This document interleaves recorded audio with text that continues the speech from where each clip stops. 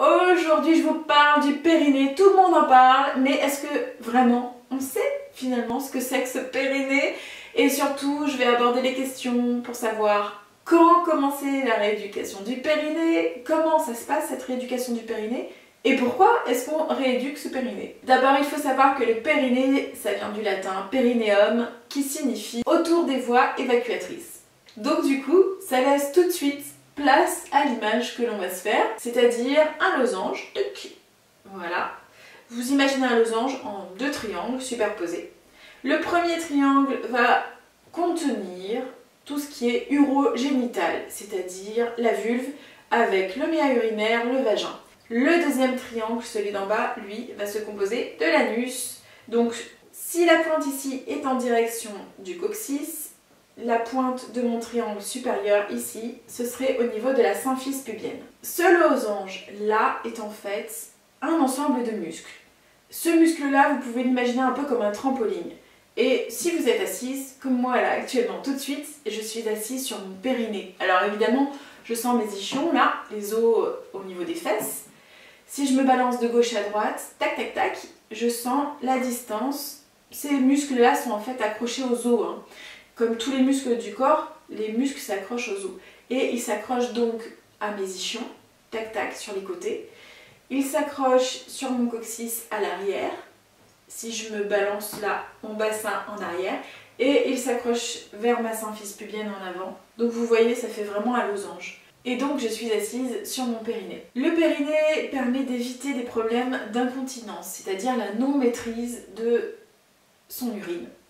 Pour faire simple, ou la non-maîtrise de ses selles.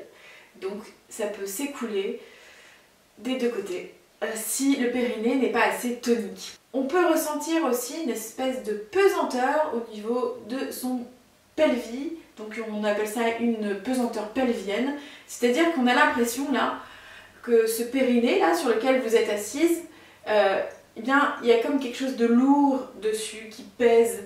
Et donc du coup cette pesanteur là qui est très désagréable en fait, ça peut se produire si jamais le périnée n'est pas assez tonique. Il peut y avoir aussi des gaz vaginaux, ça arrive souvent en plus pendant les rapports sexuels, c'est pas très agréable. Le périnée, les parois du vagin étant vraiment très détendues, ça laisse place à ces gaz là, donc du coup il va falloir retonifier tout ça. Il peut donc, comme vous pouvez l'imaginer, y avoir quelques petites nuances et quelques problèmes, si on peut dire problèmes, pendant les rapports sexuels. C'est-à-dire que vous n'allez pas forcément avoir les sensations que vous aviez avant, ou alors simplement vous allez pouvoir gagner en sensations. Peut-être que vous n'avez même jamais connu ces sensations-là parce que vous n'avez jamais travaillé votre périnée. Donc c'est le moment d'avoir des nouvelles sensations. Mais pourquoi ce périnée se détend-il après l'accouchement? Pourquoi est-ce qu'on doit faire cette rééducation du périnée? Je viens d'expliquer qu'il y a effectivement certains effets secondaires au fait qu'il soit détendu, mais pourquoi il se détend? En fait, pendant la grossesse, vous avez des hormones qui imbibent votre corps et qui permettent à certains endroits du corps de se détendre. Le périnée, lui, s'imbibe aussi, parce que vous imaginez bien, quand on regarde le vagin, on se dit « Ok, comment un bébé peut passer là, s'il vous plaît, dites-moi tout ».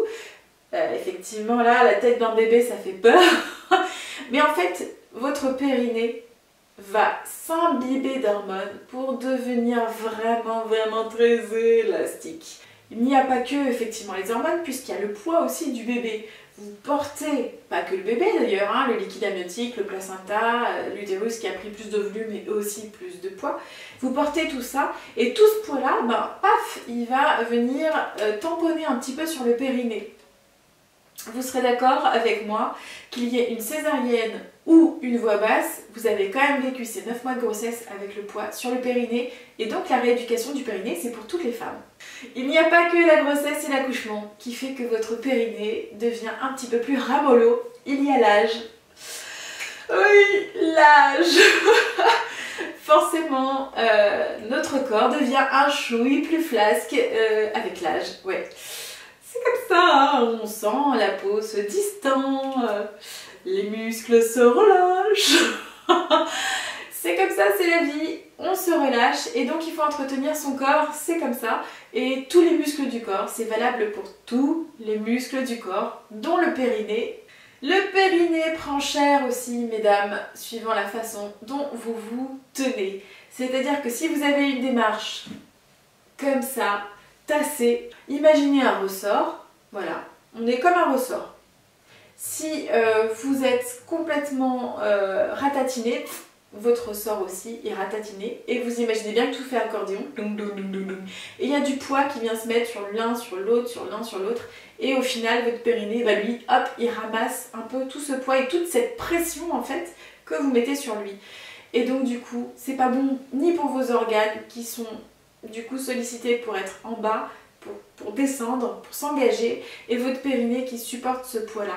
Donc, on se tient bien, hop là, une bonne posture, etc. Ça c'est important et forcément votre musculature de base va jouer. Si vous n'êtes pas vraiment musclé, si vous n'avez pas une bonne ceinture abdominale, pareil, ces muscles abdominaux ne sont pas là uniquement pour faire beau, mais pour maintenir votre corps. Et donc s'il n'y a pas de ceinture musculaire, comment vous dire, ils ne jouent plus leur rôle et donc du coup forcément eh bien, les organes ne sont plus correctement maintenus, protégés et à nouveau votre périnée y prend cher. Comment rééduquer son périnée? Alors vous allez contacter une sage-femme libérale qui va, ou d'ailleurs même certaines sages-femmes hospitalières maintenant proposent aussi la rééducation du périnée. Donc vous contactez votre sage-femme. Il y a donc 3 méthodes pour rééduquer son périnée. C'est une bonne nouvelle puisqu'il y a certaines femmes qui ne souhaitent absolument pas à ce qu'il y ait une rééducation manuelle, c'est-à-dire cette première méthode d'ailleurs, où en fait on insère nos doigts dans le vagin pour mettre les doigts sur les zones qui sont à contracter, donc les muscles à contracter. On vous indique où sont les muscles, quels muscles, etc. dans le vagin, parce qu'effectivement le périnée, il n'est pas uniquement superficiel, vous l'aurez compris, il a aussi une dimension, il est profond. Imaginez-le en 3D, c'est un volume. Et donc du coup, quand on met les doigts au niveau du vagin, on arrive à vous dire, tiens, hop, là tu vois en bas ici, il y a les releveurs de l'anus, tu peux les contracter, hop. Et moi, en tant que sage-femme, je sens si c'est bien contracté ou pas, s'il y a des muscles qui sont lésés, etc. Donc c'est sûr, pour moi c'est vrai que c'est un diagnostic qui peut être intéressant d'examiner manuellement. Pour autant, on n'est pas obligé de faire toute la rééducation avec les doigts. Donc si vous ne sentez pas d'avoir ce toucher vaginal à chaque séance de rééducation, il y a d'autres méthodes, donc ça c'est plutôt cool. La deuxième méthode, c'est l'eutonie. Mais qu'est-ce l'eutonie? C'est tout ce qui tourne autour de la posture, de la façon de se tenir, de tenir son corps et de protéger son périnée, voire même d'arriver à le muscler en ayant des bonnes postures et en faisant des exercices très simples qui ne nécessitent pas, donc comme je vous l'ai dit, de toucher au niveau du vagin. Et cette eutonie c'est génial parce que du coup vous pouvez aussi l'utiliser dans votre quotidien. Il y a des exercices simples à faire. Alléluia, c'est pas fastidieux.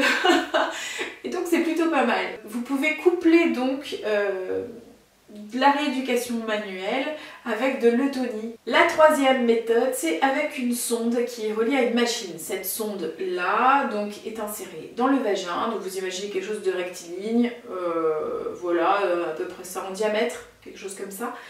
Donc c'est dans votre vagin, ça envoie des électrostimulations au niveau des muscles et vous avez un écran sur lequel on vous indique, la machine vous indique des moments où il faut essayer de resserrer par exemple cette sonde avec les muscles du vagin. Voilà, vous avez plein d'exercices qui sont visualisés sur l'écran. Je suis partagée avec cette méthode, partagée parce qu'elle ne vous rend pas autonome, étant donné que vous avez besoin d'une sonde et d'une machine. Donc on ne vous apprend pas à faire sans. Quand commencer la rééducation du périnée? Alors là, c'est toute une question que je vois souvent sur les réseaux sociaux. Est-ce que je peux attendre un peu plus longtemps? Est-ce que je peux commencer plus tôt, etc. Alors en fait, c'est simple. La rééducation du périnée, vous pouvez la commencer en fait quand vous voulez. Quand vous voulez, il n'y a vraiment aucune limite. Vous pouvez très bien commencer très rapidement, comme tardivement en fait. La seule chose que j'ai envie de vous dire, c'est que le premier mois après l'accouchement, vous êtes encore assez imbibé d'hormones et donc vous avez encore ces hormones et cette relaxine qui font que votre périnée est détendu, d'où le manque d'efficacité peut-être de ces exercices de rééducation. Mais grâce à ça quand même, vous allez vous réapproprier votre corps, reprendre connaissance de votre périnée, s'il y a eu des déchirures, des épisiotomies, etc. Eh bien, vous réconcilier avec cette zone et savoir comment aider votre corps. Donc vous pouvez commencer dès que vous voulez parce que, comme je vous l'ai dit, il n'y a pas qu'une seule méthode de rééducation du périnée. Vous pouvez commencer par de l'eutonie, vous pouvez parler avec votre sage-femme de votre périnée et donc du coup, petit à petit, voilà, être un petit peu plus en contact avec cette zone. Si vous allaitez, vous allez sécréter aussi des hormones qui font que votre corps va être assez détendu. Vos muscles vont être détendus. Pour autant, comme je vous l'ai dit précédemment, c'est quand même bien de connaître son corps, de connaître les exercices à faire, de protéger son périnée avec les postures. Donc n'hésitez pas, lancez-vous. La plupart du temps, on vous recommande de prendre le premier rendez-vous pour la rééducation du périnée 1 mois après l'accouchement.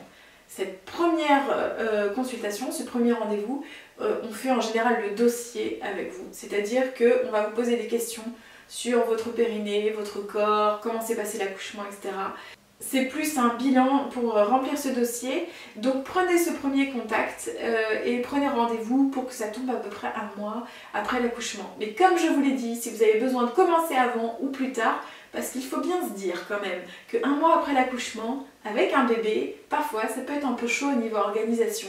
Donc vous en faites pas. Si vous faites votre rééducation même des mois après l'accouchement, c'est pas grave. C'est pas grave. Si vous êtes gêné effectivement parce qu'il y a des fuites urinaires ou vous sentez qu'il y a un réel problème avec votre périnée, eh bien oui, lancez-vous quand même le plus tôt possible pour faire le point et un petit check-up avec ce périnée. Mais sinon, ne vous inquiétez pas, vous avez le temps de faire tout ça. Si vous allez faire ces séances de rééducation, vous allez prendre votre bébé avec vous.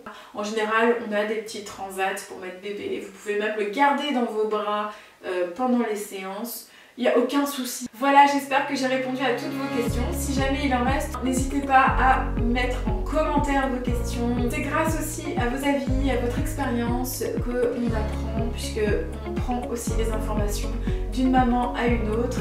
Même si chaque expérience est unique, il y a des choses et des avis qui vont nous intéresser, qui vont nous parler, qui vont résonner. Donc c'est important aussi de pouvoir échanger. Et je suis ravie que petit à petit cette communauté se crée, se tisse entre nous. Et je suis super contente. Donc n'hésitez pas à laisser en commentaire. Moi aussi, si jamais je peux répondre à vos questions, je le ferai. Vous savez, je réponds systématiquement à vos questions. Je vous embrasse très fort, à tout bientôt.